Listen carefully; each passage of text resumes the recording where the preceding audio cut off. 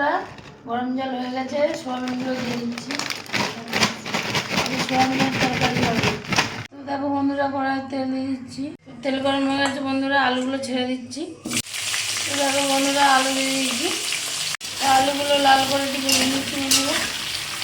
বন্ধুরা আলুগুলো হালকা লাল হয়ে এসছে, এবার পেঁয়াজ কুচিটা দিয়ে দিচ্ছি।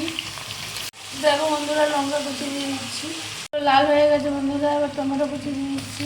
মিক্সিতে মশলা করছি, জিরে, গোলমরিচ, আদা, রসুন সব পেস্ট করা। হলুদ দিয়ে দিচ্ছি, নুন দিয়ে দিচ্ছি। দেখো বন্ধুরা, আমার কষানো প্রায় হয়ে গেছে, এবার সোয়াবিনটা দিয়ে দিচ্ছি। বন্ধুরা কষার কালারটা কত সুন্দর এসছে বন্ধুরা, দেখো তো। এবার জল দিয়ে দেবো বন্ধুরা।